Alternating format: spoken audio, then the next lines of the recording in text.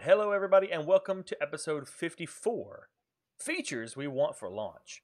Specifically today, we're going to talk about what things aren't necessarily explicitly confirmed for launch in Camelot Unchained, but which we think we really want to see in-game at launch time, and which ones we can maybe do without. I think there'll be a little bit of disagreement here. I don't know about us, but between three of us, we don't seem to disagree too often, but perhaps. I can only guess two people that are going to disagree with each other. I know there's already been some arguments on Reddit since I one posted in chat, the topic. one on the cast. I can say, yeah, there definitely will be that. For things that we know are confirmed, of course, there are the certain classes. Archer, the archer, the mage, a healer. For some reason, I wanted to say cleric, crafter, heavy fighter, the support, and I believe the devout is confirmed for launch, isn't it? Yes. Yeah. So what we talked about, yeah. We also have basic systems, building. Pretty sure airs is fully intended to be in there. Basic physics, and of course the ability system. Then we have other things that are intended, but may or may not be in their current iteration, such as the wound system, the limb body part system, all that kind of stuff. We all know that is up in the air. But there's a fair amount of things that are ensured, but a lot of things that either aren't necessarily guaranteed. They're extender packs. They are intentionally labeled as post-launch, things like the shapeshifter, or honestly some things that I'm not entirely sure or may have gotten pushed back, such as building wherever you want, with cube buildings and things of that nature. So that's essentially what we're going to look at. So I did want to start with classes because I think that's the most obvious place to get to, where we have it really is things very definitively confirmed and not confirmed. There's a number of classes that are either unconfirmed for launch or definitely going to be post-launch. Of course, we have the Stealther, the Scout, the Shapeshifter, and the Spirit Mage. I noticed all of these start with S, and I think there's some kind of a conspiracy going on. Maybe someone has a problem with S names. I don't know. That or someone names that begin with the letter S. Too many class names starting with S. Or black. So specifically, I wanted to see, with regards to classes, these are, of course, some of these are specifically said to be post-launch, but we're going to ignore that for the time being. What do we really want to see, either right at launch or very, very close thereafter? Can I say all of them? Is that fair to say? I don't think that's fair to say, because we know that's impossible. Well, we want them all at launch or very close, but realistically, that's not going to happen. Yeah, I would say, which do you think are really important? Stealth. Yes, I'm saying I like shapeshifters more than the stealth classes, but the stealth exists as a mechanic beyond just the class. And so that means that mechanic would also be in with the class, because there are other classes that utilize stealth and camouflage. So I'd want that really defined going into launch. I can definitely say that stealth, I would say stealthers and scouts together are the biggest one for me. I really think that both of those, honestly, this is one of the areas where I'm very torn, because I do feel like stealthers and scouts both need to be in at launch, or it's potentially very problematic for the game. And we've kind of discussed this before, where I have concerns about game balance.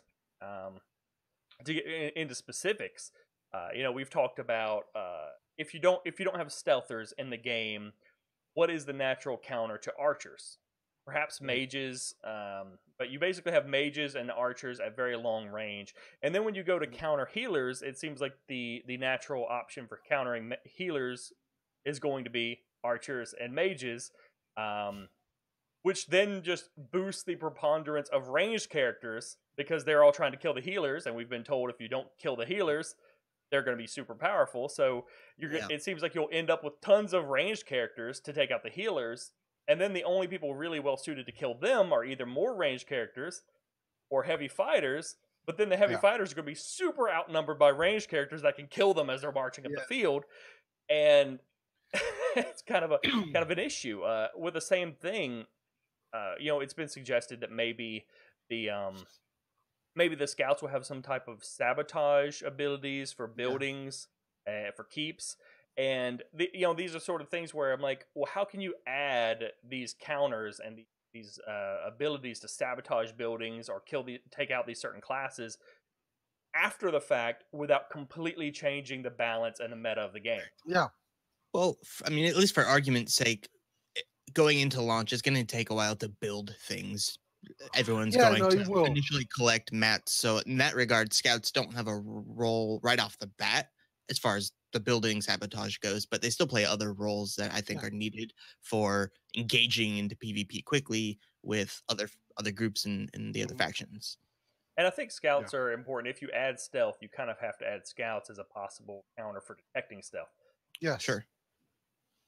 And not just that, I know it's not a confirmed feature, but updating the map, since it's not going to be a real-time updating map, updating the map should be also a pretty big feature.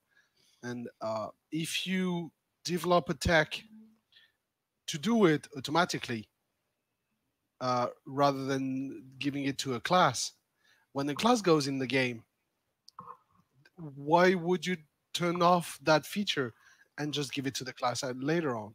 They basically have to launch the game without any advanced mapping features like that.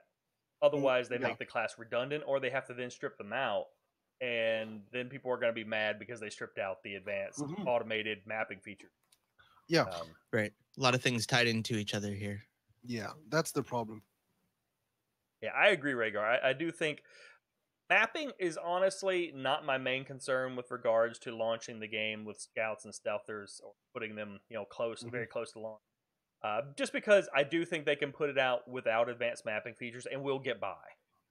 It won't be great, but we've all played MMOs without those features, and we manage. As long as you can put pins on the map and share them in your group or things like that. There are ways we can get by. No one's needed a scout class to go scout before. The idea of it being a class this time is it has specific features that you don't normally see in other MMOs that they excel at. Yeah, I do think that scouts will be very useful and will definitely can enrich that system and make it much better. But I do think there's a certain level at which we can operate and be like, it's fine. That's why I mentioned that I think scouts have to be paired with stealthers, though, because if you put stealthers in the game, who's going to spot the stealthers except other stealthers or perhaps scouts? And so I do think that they can play an important role there. And honestly, it doesn't seem like, if you go through the work of creating stealthers, scouts should be that much greater degree of effort, except for the mapping feature. Anything they can get in as soon as launch happens thereafter should be in, and scouts being very non-combat oriented for the most part, they do have some abilities, seem very easy to flesh out without worrying too much about balance. And easier to, without less testing for the balance and for the abilities. Yeah, for the most part with scouts, I guess it would depend on what abilities they have to affect structure. But that's really where they'd have to worry about the balance and testing. And that's what I mean when I say that I am a bit concerned with if they add scouts post-launch and they have abilities to sabotage buildings. Like, again, we don't know how Resurrection is going to work. But let's just say that a keep can have a resurrection center or some sort that allows resurrection, and a scout may be able to sneak in and disable it for a limited amount of time. That completely changes resurrection, the pacing of battles, siege, everything. You can't add that after the fact and not expect it to be a major change. It's going to really affect things. How people plan out keeps. People already have built keeps. And then be like, oh, now I have to worry about the scout sneaking in and sapping my res thing. I put it right at the front door so we could get out. Now I'm pissed off because it's a horrible idea now. And as Odilvik said, crafters and gatherers will be much safer without stealth in the game. You can easily go out without an escort. Which is going to be a money sink for crafters. You can go out, you have less risk for greater rewards. It gives crafters a boost Especially by that applies default. to scouts as well as just stealthers, because the scouts, once they go in, they can actively be finding and targeting the crafters for other people, so they can hunt them down. Yep. Until they go in game, crafting would then be that much easier for the gathering portion. Yeah, we talked about stealth last several episodes ago, and I think the biggest thing that I was really rooting for them for, I guess, is that they represent the unknown, and that's exactly what Oldenburg is talking about. Is if you know that there's no invisibility in the game, there's no stealth mechanic. You don't have what you see is what is there, and you don't have to worry about it. But once you realize there is that level of unknown, there could be someone sitting here watching me. I don't know. It represents a whole different variable of the unknown, which is a great thing. Rhaegar, yes and no. The camo system is going to be very dependent on your outfits, which are crafted. And if you have no risk, if you only have access to a part of the biomes, and you go into from Vikings try to go for a gang group in camo in an Arthurian realm. You have camo for snow. You'll stick out like a sore thumb in Arthurian greenery, or even just any type of thing with your white camo. Yeah, I mean, I think they can, get different types of camo. They can dress appropriately for the territory. But I thought it was kind of implied that with camouflage, you'd either be not moving or moving very slowly, which does not translate well to a gang group. I mean, sure, you can sit in place and wait for someone to walk by you, which works okay for an archer. Camouflage is more of a stat in this case, where it's rolling numbers to see people who have the stat to detect how far other people. Yeah. There's a detection stat and a hide stat, basically. And it's just if you're having to go slowly or not move at all to keep in stealth, that's going to make it very difficult to sneak up on somebody and attack them while they're gathering, because they can probably outrun you. Yeah. One thing I did wonder about is, are there any other classes that people feel very strongly about being at launch? I know someone mentioned not having a true tank, which there aren't even any classes proposed for that, so there's no option there. Well, I'm not going to go. I can't talk about it. Those of you who have played in the alpha, at least currently, the game's not balanced at all. They're not even focusing on balance, but there's basically a true tank in the game already. And I think it's very possible that the heavy fighter will have the option to be a true tank. I think that was always planned.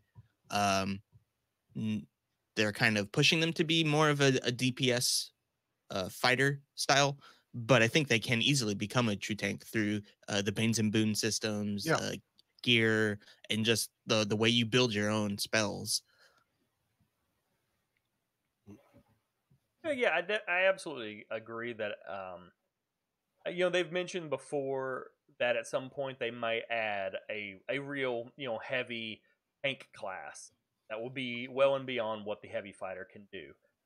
But heavy fighters do tend to have shields. Not all of them, but they do tend to have shields, heavy armor, all that stuff, and a lot of damage mitigation abilities and such, or at least some anyway. So they are, of course, able to tank and serve as a tank, at least as the game exists now. And even I'm branching from what Ulvik said, not about the gear, but about the stats. Since it's a slower progression game, classes that are introduced later down the road, unless they add a system where you can transfer the XP and the progression you had on your current character to the new one when it's introduced, you'll be at a disadvantage for months, because you start months later on a class that you have to level also. Well, all the other classes that were here at launch or earlier will be at a huge advantage. Yeah, and I do think that is also the problem with the classes not all being at launch. They have mentioned before they may have some sort of system to address that, or they may not. We really have no idea. But if you come in, especially for something pivotal like stealthers, that's going to very much change how combat goes, how those get into the game and fight in a balanced way. Now, I will say I do think it's not necessarily, or I should say, if the game comes out and operates as they have said it will, it's not a huge disadvantage, because that's the whole time we've been pitched that gear is not supposed to be that important. It's supposed to be important, but ultimately the difference between someone who's been playing for 6 months and 1 month isn't supposed to be that huge, because that's the whole point of it being a mostly horizontal system. But that depends on how long it takes them to come out with stealthers. I mean, that too, yeah. This isn't a, hey, what's your item level competitive group system. It might be more of a, how much time have you put in question before, at least on the competitive level, before groups start letting certain people get in their 8-man plus. So I will say that when it comes to stealthers, as opposed to others, they are to some degree very much a sort of dueling one-on-one type class. Often they're often built to sneak up, pop out behind the healer, and start stabbing the crap out of them. And if they are outclassed by gear, that's then going to become more difficult to do when they pop out behind a healer or a mage who's been playing the game for a year. As they said, the gear is not going to be the be-all, end-all that you have in other MMOs. So you will have an advantage from having a higher quality gear. But a starter player or class could get high quality gear from older crafters. Unless there is a restriction on some of those items, you can get it from the start. One thing I did think about, and this totally kind of digresses from our topic a little bit, but one thing I did think about that is I think it would be interesting. Crafters are going to have different ways they can make things. They can make things with better stats on the items, so on and so forth. One thing that would be interesting is if they can make weapons, make some gear that are still better than like starter gear, but have some sort of a trade-off that allows them to be used by people with lower stats. For instance, might still have a lot of damage, but lower attack speed than a weapon its class would, but can be used by people with lower stats. That way, there might be some way that you can kind of gear out your newbie character a little bit by buying them a bunch of this special gear that is better than what they would have, but still has some sort of a trade-off to compensate for the lower stat requirement. Maybe. Yeah, I don't know. That was just a thing. If there's some way to do that, that might be a way to help compensate for some of that. It still wouldn't be as good, clearly, as the 6-month player character's gear, but might be a way to help compensate for some. Maybe it's just really expensive to make, but better than the starter gear. I don't know. Yeah. The gear might be a good way to compensate for the fact that you get your character later down the road. Yeah, I mean, because that's really what it comes down to. Certainly, the lack of ability diversity is going to hurt some. But that's not. But gear is where there's the potential issue, I think, where it's not a massive issue, at least with how the game is intended to be, but it is a potential problem. Yeah. Don't say delay. I don't want any more delays. Yeah. Well, I don't either. We'll talk about that later. That's why we're having this topic, because there are some people, and more power to you, that are perfectly fine with saying, just keep delaying it till it has all the features that I want. My tolerance for delays is getting limited. I will freely say. It's growing. I'm actually one of those people, so I'm okay with it, but I've been okay. I'm okay with delays to get it right, but I fully appreciate and acknowledge that there is a limit to my patience. Yeah, same. I don't want to delay to beta. Let me make that clear. Yeah, no. But if beta took an extra 2 months, then it was already going to be. So what they said, hopefully December 2019, maybe early 2020. Yeah. Just to get more stuff in, I would be okay with that. Yeah, but if we got to end of 2019 and they said, we're actually going to push it to June of 2020, I'd be like, right, that'd be really? No. Let's just we'll wait. Or we're delaying it the- again and not giving you a date. Oh, for sake. Yeah, no, not a Game chance. over. But if they delayed, the only reason I would be okay with the delay is if they gave us a very specific reason to increase what you get in the game at launch. So say we're delaying the game by 2 months or 1 month. Specifically to get this class in. We need more testing on the stealther. We need more testing on the feature that was not at first planned for launch, but we actually realized it needs to be in at launch. Yeah, and that happens. That's part of development. Yeah. Yeah, I mean, I could be okay if they can give you. I would be okay with definitive info like that. Like, we need 2 more months and we can get stealth in the game. I'd be like, okay. I don't like it, but I understand it. But at that point, I just put a poll on the forums. Do you want to wait 2 months, or do you want the game now? And we'll let you guys decide. Yes, I would definitely delay for crafting related content because it needs to be in the game. If we had to delay for crafting related content, I would be ticked off. That's not because it doesn't need to be in game, but because it's supposed to be in the game anyway. Yeah, exactly. That's one of those minimum things that are supposed to be in there by the date. Yeah. At any rate, outside of classes, I think we've kind of covered those now.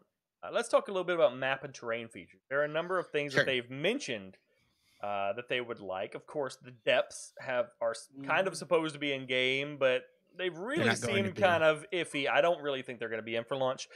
Personally, I don't think either. There's also dynamically updating terrain, things like tides, destructible trees, the veil storms. We've seen no veil anythings yet.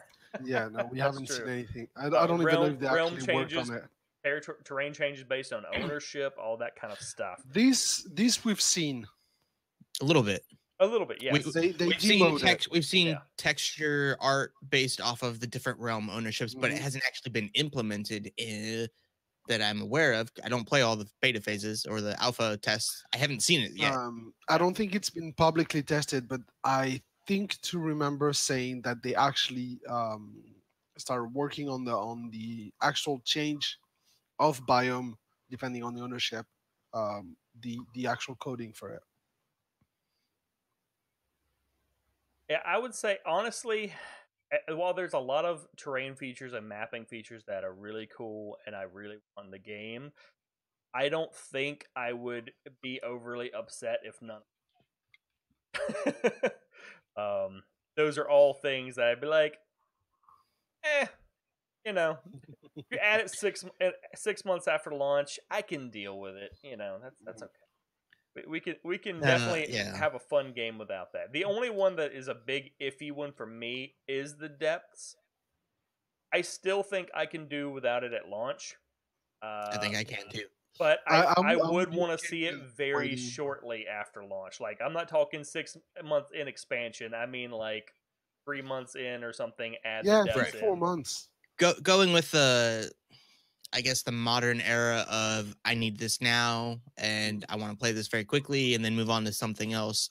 Content release is important for the longevity of any game, especially just a pure PvP one. So I think that fits as a good, and we've talked about this before, that fits as a good real content release for something 1 to 2 months after launch to give people something fresh. Yeah, I will say we were having a bit of an argument about this on Reddit when I posted this topic up. So Kriss might have something to say to this because someone was arguing that they really need to have the depths at launch because it is supposed to have the most rare crafting material and everything into it. No, that it should not be at launch. Progression. Because, progression. Because progression. The depth is supposed to be one of the best areas to gather very specific materials, high-end materials. You're not going to start gathering higher materials at level 1 So I don't need, as much as I love being able to access all the elements for the crafting, nobody within a week, especially with the way the progression will go, nobody will be able to actually gather the material, be progressed and have enough XP and evolution to their character to actually gather the things that are in the depths. So Effectively, anyway. yeah, If yeah, it you was might have some broken parts of resources, but and even if you get the resources, you won't have the recipes and the skills to actually use them in crafting. At least for the sake of progression, if they had it in order to keep progression moving forward without ruining the entire system, it would take a lot of those materials to make anything. If it started at launch, it'd ruin the whole balance. I feel. Yeah. Now Ibsen does bring up a good point, though, and this is one reason why I've kind of hedged on the depths thing. Is we've seen nothing about the depths, but as far as I understand, the depths is supposed to be in at launch, at least officially. It's a stretch goal. It's supposed to be in the game. It's not an extended extender pack. I don't think it's an extender pack or anything. It's technically supposed to be in the game, but we have seen zero. I mean, and not even just seeing. I mean, we've heard zero about it. Like since the BSC days, we've really there's a couple of stories on there that take place in the depths, and that's it. That's it. The we haven't TDD, even seen any art for it. Yeah, the Silverhand's origin story is the only thing that's even touched on it. Now, takes place that and the golems. Yeah. Now, to be fair, I don't think it's a priority testing wise right now. I mean, everything that goes into the depths, you really think about it as something that really could be in later. One thing I have considered is that perhaps what we will see is a very basic version of the depths in at the start of the game at launch, and they will upgrade it 4 to 6 months in, because we've talked about things are supposed to be like tower defense with PvE mobs, and there's supposed to be like some sort of cameras where you can watch and observe people going into your traps and all kinds of stuff like that. Those things, maybe those might be in later on. So we would have the depths, but it'd be like the depths 1.0. I don't know, because it just does seem with everything else they really have to get together by launch. The depths just seem unfeasible. I don't know. I'm not a game developer. They may have that figured out. I completely disagree, Odulvik. Knowing what to do and where to gather doesn't equate to being able to level faster in this game. In other games, yes. In this game, it's not supposed to give you an advantage on how fast you level. So knowing where to gather is a good thing, is a knowledge to have, but it's going to give you an advantage on how much resource you have to craft, so how much you can make for your realm. It doesn't mean that you're going to be able to level in a week to be able to get to the depth and gather in the depth. I mean, it'll probably have some impact, but I don't think it would have significant, meaningful impact. It'd be minimal. It's not like you do this quest, you do this quest, you do this quest in that order for efficiency. It's time based. So let's be real. It's not like people in beta aren't going to map out the known locations of crafting materials. We are. It's going to be online before the game launches. No, you can't. They are randomly generated. That's horseshit. The nodes are randomly. They might be set points, but you're not gonna have a set rotation between those points. I know. I'm just saying it's not going to be 100% random, is what I'm saying, all the way across the map. They're going to have some sort of points picked out, and they're going to go, it will spawn in these, and someone will put up a map that goes, these are the locations this stuff is going to spawn in. Go check here. Yeah. So my point is those maps will negate some of the advantage that anybody testing in beta will have, because anybody can go grab those maps, and we all know that those maps will exist. And that's exactly why when we had Sacrix on here, I was talking about how one way to curb that issue is to release a full island when launch comes, that is not reflective of what we've done in beta. That is its own new thing, with some people having seen it, and obviously those people making guides because it has to be tested. But I think that'd be a great way to the spawn points being different, or at least the islands shifting around in a different formation than you knew them to be in beta. Yeah, I do think that the as people are kind of discussing it in chat, I do think the discussion of where the game goes after launch is an interesting one, because I agree there's not really a lot of content that can be added to the game without potentially diluting the existing content. It's an RVR game. You go out there, you engage in RVR. They can add new classes. They can add new features, new mapping, new dynamic map effects, and all kinds of things like that. Those are all viable things that can be added. They can perhaps add to the depths. But I think there are limitations to how many areas and things they can really add, how much actual content can be added to the. I mean, short of the things you just said, all they have at the moment are events. We know nothing about dragons yet. There's supposed to be this big event type thing, and you have Camelot, the city itself, fighting for that. That's it. And then if you add in the depths, like Sacrix has been adding in chat, that's a third one. Beyond that, there's not much to do except adding all these little small tertiary changes to PvP funnels. I always like to call them funnels. I like that people are pushed to go do PvP somewhere, adding all these different new mechanics, new environmental situations for people to PvP, and that's what's going to keep this game fun and last. Oh yeah, definitely.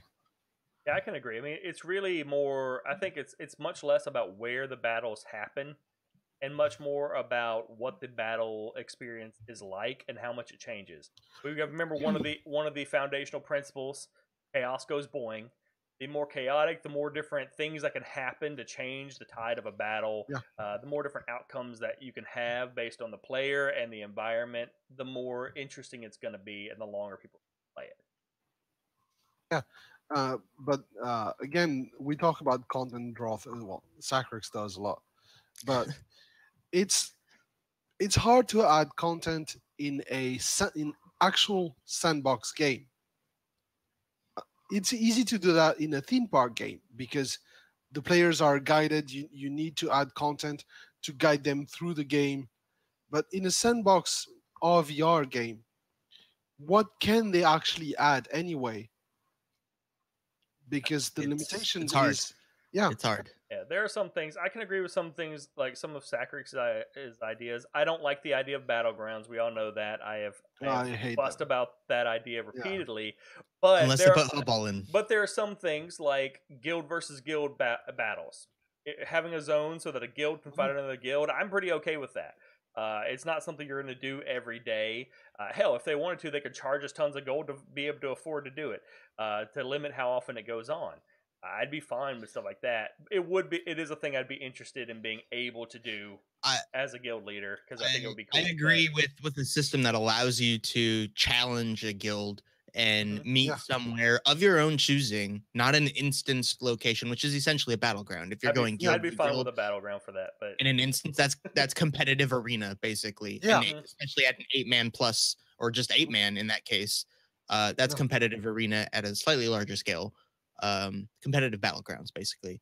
I would want an openness to it where other people can just come in and suddenly engage with that situation and cause a whole bunch of mess and havoc to your challenge against this other guild. Yeah, there's pros and cons to both of those. I mean, the pro is that it creates a very dynamic, interesting situation for RVR as a whole. The con is then that most guilds are not going to seriously do that because anyone can come in and troll them and fuck the whole. Yeah, they could plan. One guild could plan another guild to come over and help them at that point. But then it turns into this massive battle because they're going to do that, and then you're going to be like, "Oh, hey, everyone else, come over here, come help us now," and you're going to grow this battle, and that's how it always starts. It always starts with a couple of people fighting, and then it grows and grows and grows. But also, if you don't have any kind of a battleground, you can't do it with guilds in your own realm, and which is where I think that really has the possibility to essentially have guild v guild duels. Right, and of course, we talked about for that I would be okay with the battleground. inside the realm. You don't need it if you're fighting a guild outside of your realm. While it's fun and it's something that you can participate in that's different, I don't think there should be inner guild or inner faction battles. I think the whole idea of realm pride and the need to work together as a team and a full realm is opposite of what that would do. I would disagree because I think there is such thing as healthy competition. Even amongst people, I mean, even if we go back to our own history, people did mock battles just for honor and for sport. Exactly. So there's no reason we can't have a little Arthurian v Arthurian battle just to see who's the biggest and the best guild.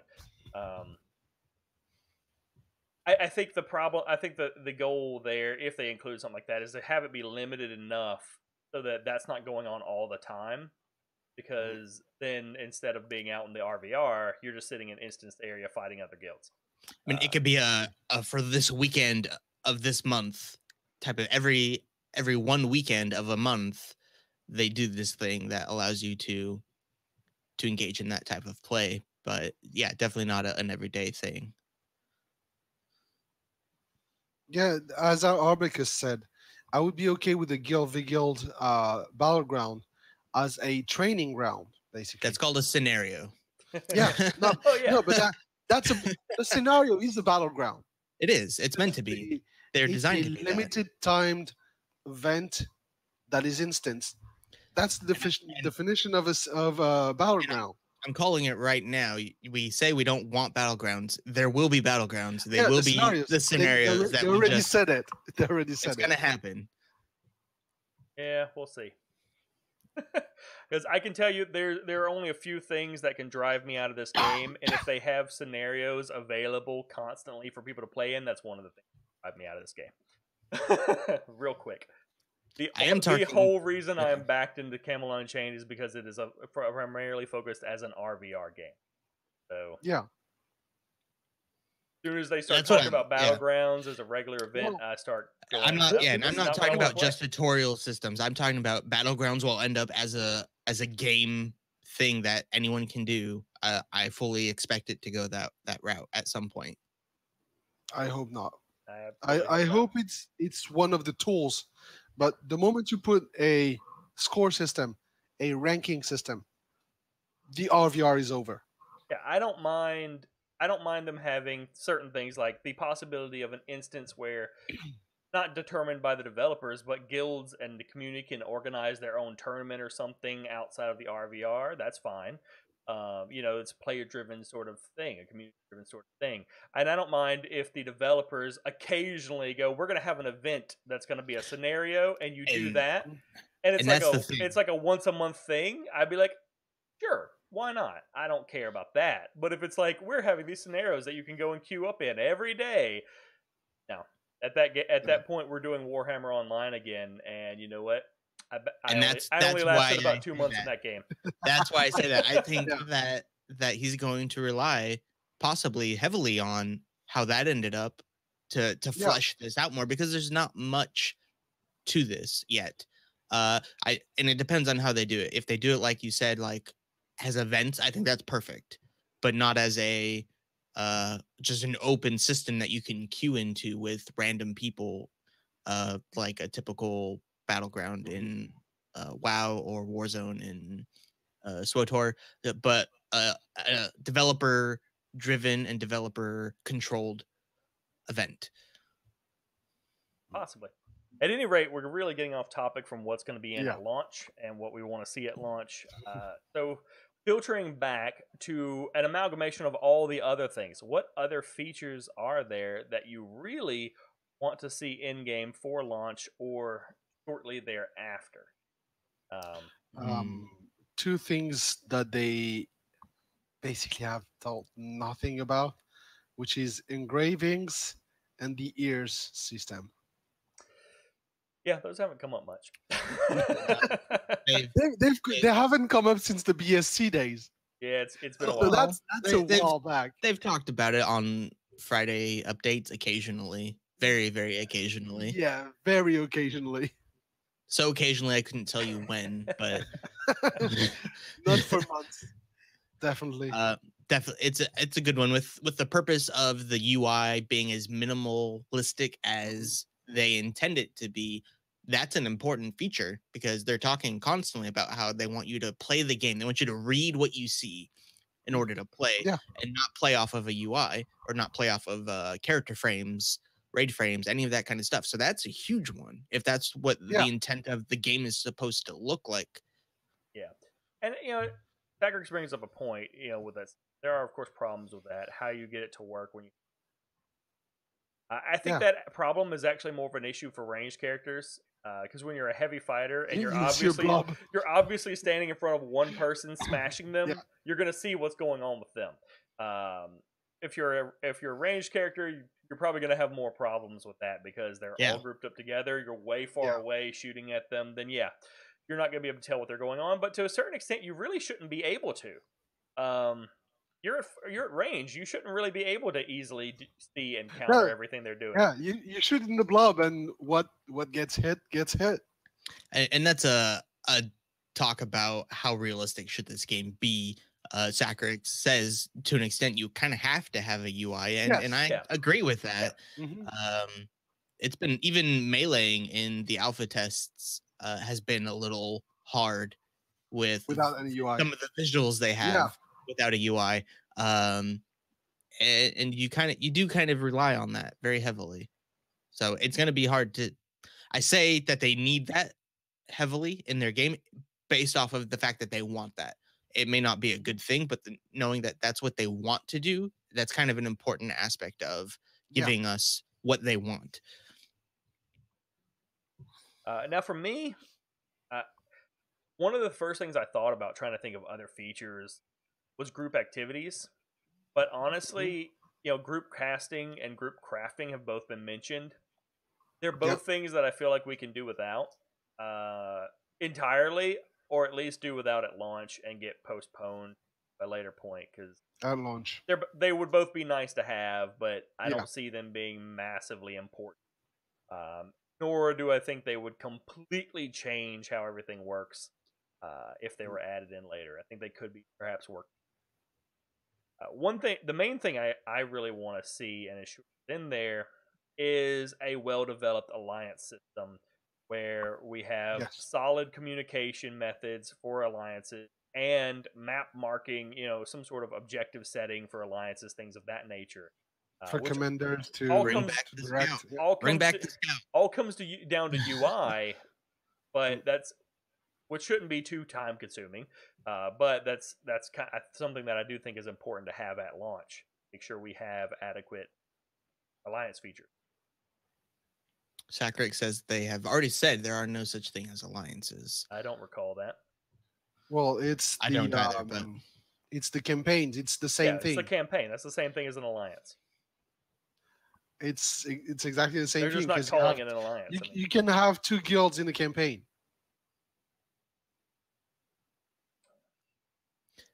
With really a team, I mean, with as much emphasis as they're putting on team play, I'm sure they're thinking more than just the 8+1 version of that. They're thinking about inter guild realm cooperation.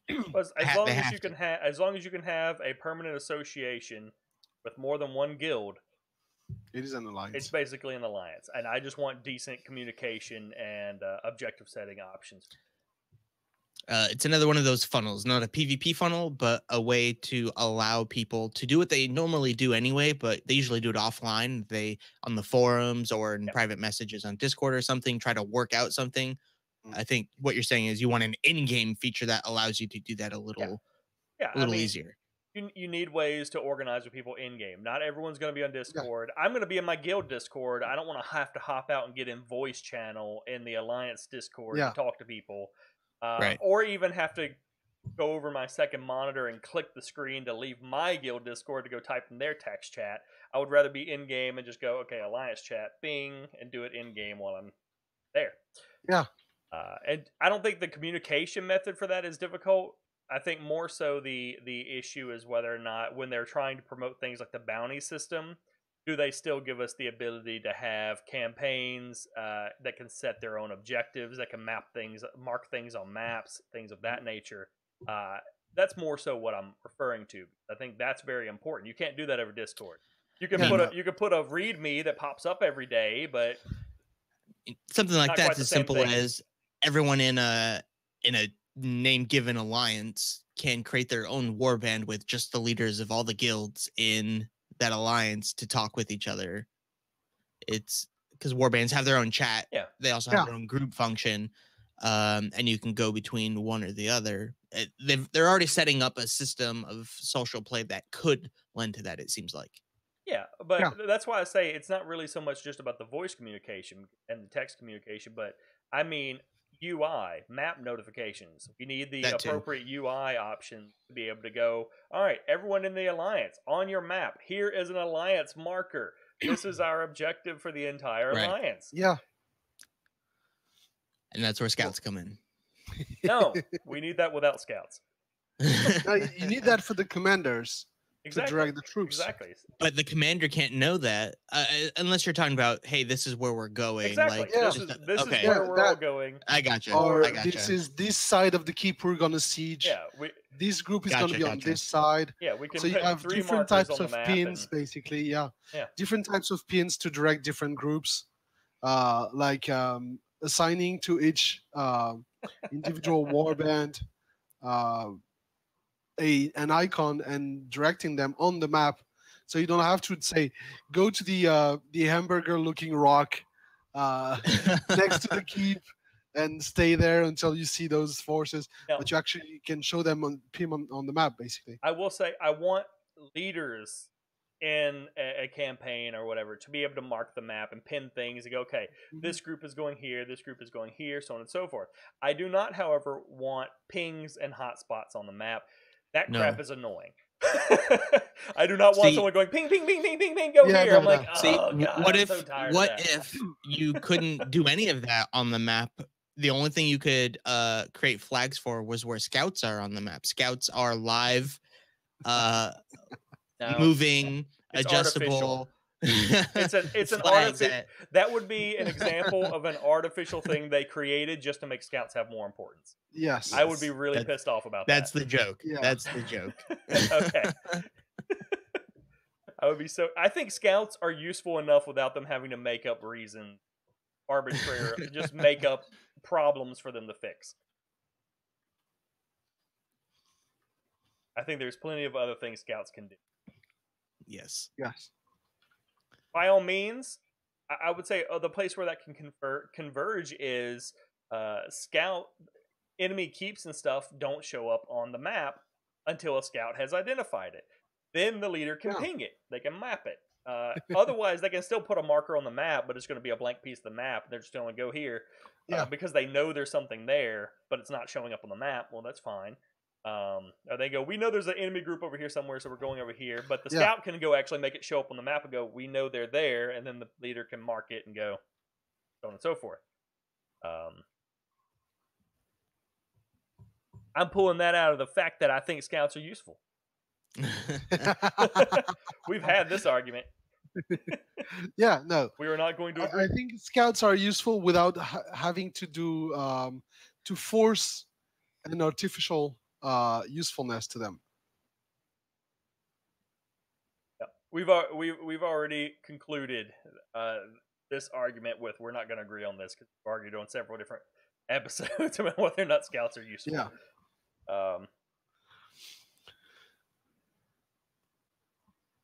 So this is.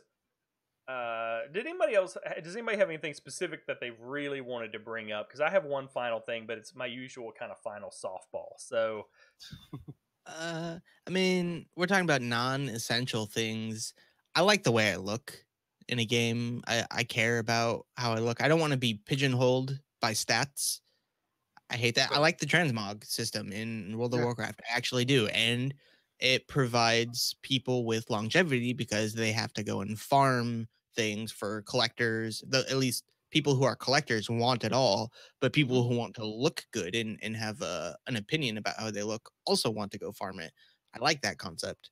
I will admit I hate the idea that some games have where you absolutely must be able to tell what tier someone is at by immediately looking at their gear. it really ticks me off. It gets very irritating to me. Depends on the game. It can. For a PvE game, I'm okay with that. I have no problem with that. It gives you an aspiration to get to that tier. For a PvP game, that just makes it easy to know who to target first. Well, and also, like, I do think there can be limits to that. For instance, maybe a mage shouldn't be able, unless they're wearing heavy armor, shouldn't be able to look like they're wearing heavy armor, because then it gives you a skewed perception of what they're going to be doing in battle. But they should still have options and not necessarily be limited to having to wear the exact certain color of thing and stuff. It fits in their set. If I want Kriss to make me some heavy plate armor, I kind of like to choose what it looks like with the same stats that would be on whatever he's making based off of the mats he's using. Yeah.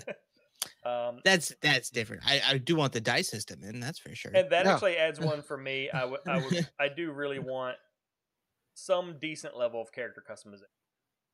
I don't like getting in a game and it has absolute crap for character customization. If all the Lucrepans look identical and all the other species look identical because there's zero customization, that's gonna be body 4. That was horrible. Yeah, Sacrix, not everybody cares about appearance. I mean, that's a given. Not everyone's gonna care. I care. Yeah. I care very much about what my character looks like, and I'm definitely not alone because some games do get a lot of appeal based solely on character appearance. Black Desert. I have a screenshot somewhere on my computer with 4 different body 4 type Twi'leks with different colors to their skin, named different jams. It was hilarious. All right, so this kind of fits in with my final softball question, which was, so what are things that are not necessarily essential for launch, that you don't think are absolutely really important for launch, but which you still would really, really like to have at launch? And I can tell you, for me, it's build anywhere. That would be nice. I do think that, and by anywhere, I don't mean literally 100% absolutely anywhere you build. What I mean is not having to build on preset plots that are determined by CSE to go, you can build in this spot only, and this is the only spot you can build. I want to be able to have some options and choose where and how we build. Freedom. Even if there are some places you can't. Or some distance between buildings. Yeah. And I do think it's very important to the game. I do think it's something that absolutely needs to be in the game eventually. And I think it can really greatly affect how fun the PvP is. But I do think we could probably get by in the first year if we didn't have it. They could probably... You could...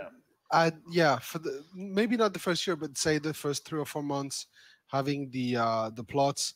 But then, build anywhere. Rather than having plots, having exclusion zones.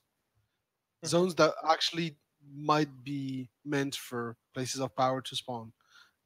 For not for nodes to spawn, because you should be able...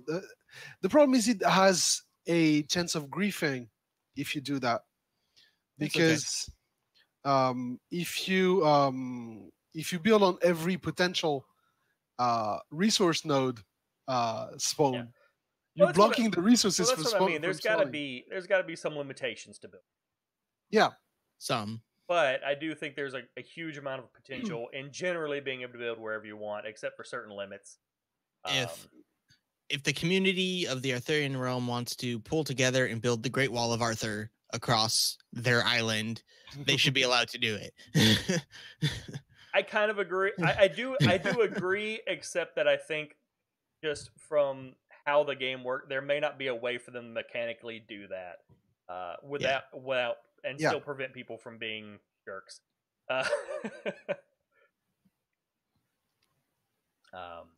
I do agree, as I mentioned before, with the depths, that I think it's something I very much would like, but I don't think it would be absolute.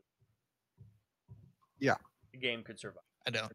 I want it for later, personally. But For the depth, I'd rather have the full depth later, so they can focus on other things before that, and give us a fully fleshed depth zone when they actually release it. Yeah, I just don't. I just as Ibsen had mentioned, I don't know that that's going to be a thing because they technically have kind of promised it for launch. Yeah. So I know. at that point, it's like, kind of going back on your word if you don't give us depths. Yeah. And but I wouldn't be heartbroken over no depths. Yeah, no.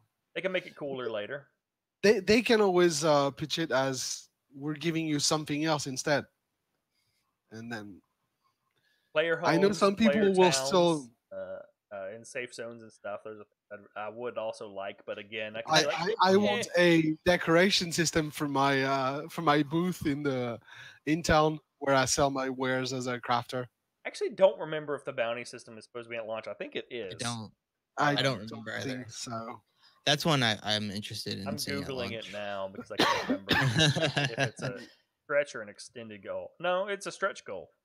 So I think all the stretch goals are supposed to be in at launch.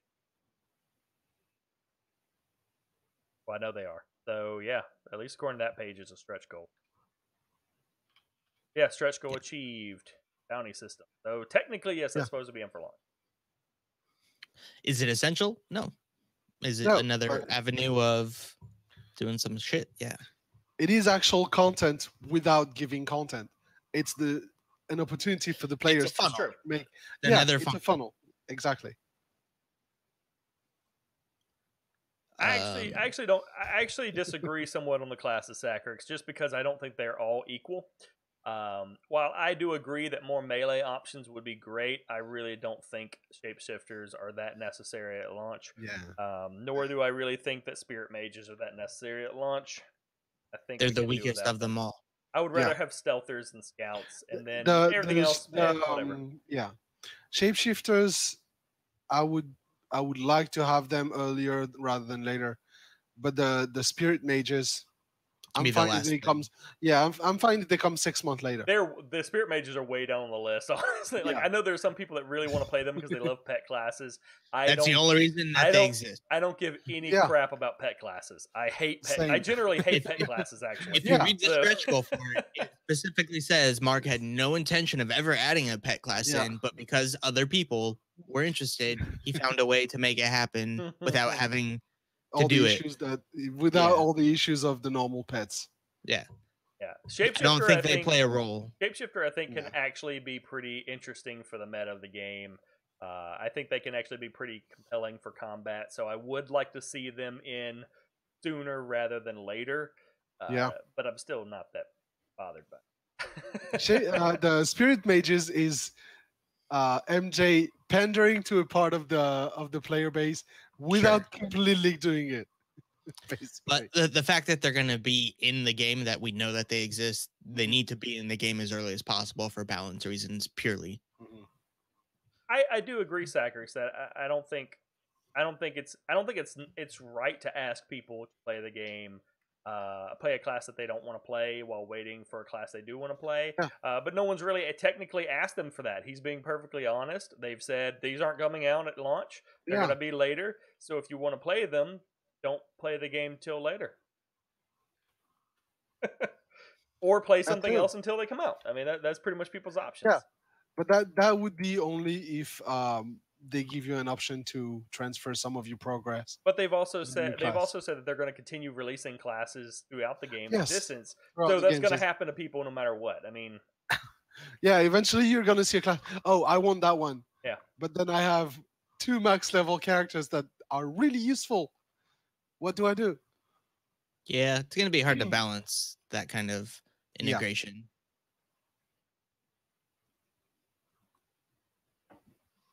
I do. Think I don't really have anything else. I do think it would be kind of nice to possibly have character transfer or boost if you've already got a character that's advanced level or something. I don't know, but as I said, there are some options like with the gear. They could possibly make it like Pantheon is gonna do, which is the air system, where you have, if you want to change class, since you in Pantheon you're going to be locked in your class, you can create basically an heir to your character that will inherit some of the stats and skills of your character that you pass on to the next one that you're going to create. You sacrifice one of your characters to give a boost to the new one. And honestly, I would be fine with something like, if you've got a character, if you've played X amount of time in the game, any new character you make gets a boost of, of a certain amount, not necessarily like an immediate level up, but just gets a boost to the XP and leveling that they gain or whatever for a certain amount of time. And because I mean, you can't play multiple characters at the same time, so it really doesn't, it's not like you're just instantly adding tons of power to your realm. It just allows you to have more variety with your character selection. Yeah. Of course, unless you're a multi-boxer. Yeah. I think the body part system. Then you have to use separate accounts. So yes, exactly. So that doesn't help. I would say the body part system is technically non-essential. There needs to be a system that is very essential to figuring that out. Whether or not it's going to be the body part system, it's going to be more than just a single health bar. Healers would definitely heal without the body part system. Yeah. Yes. But I think it was last week Mark was on record saying there is no all or nothing with the body part system. It's going to be something more complex than a single health bar, guaranteed. Yeah. Well, it's. I mean, let's be real. Even if they decide it's way too cluttered, what are we gonna do? At the very least, they could always break it down to abilities can target body parts which cause an effect on the body, and then you see some with healer vision, you see some sort of effect on the body, like their legs crippled, their arm. Yeah, but they could go Fallout with it. Head is crippled. They have a minus 20% to accuracy. You better heal that. I mean, they could always do something like that. If they found it didn't work out. So, at any rate, that is pretty much my giant list of things.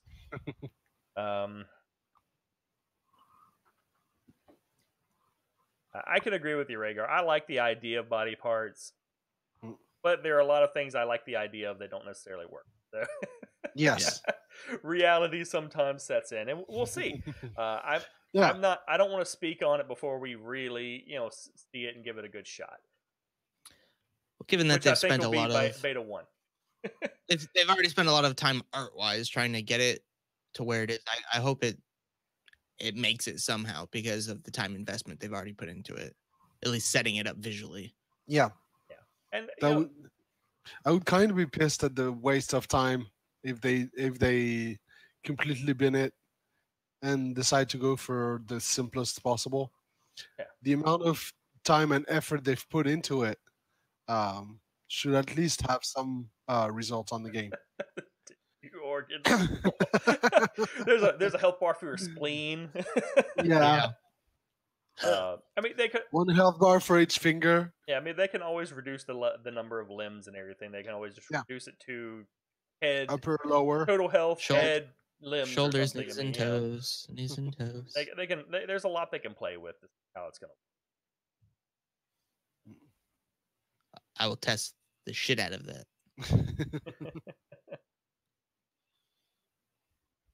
At any rate, I think we've pretty well covered the topic. I want to thank everybody for getting together with us. We do have another episode in 2 weeks. I believe all of us should be here. I don't actually know what the topic's going to be because we kind of had one, and I think we've more or less kind of dropped the topic, and so we're trying to come up with a replacement topic. That will most likely be the last episode of the Vodcast for this season, and then we will take a break and probably come back right around the time that Beta 1 is supposed to start. And July 4th so far. Hopefully. So they're still green. So yeah, they're still on track. They said so. Yeah. So if you're here now or watching the recording later, thanks for stopping by, and we will be back in like us, subscribe, comment. Yep.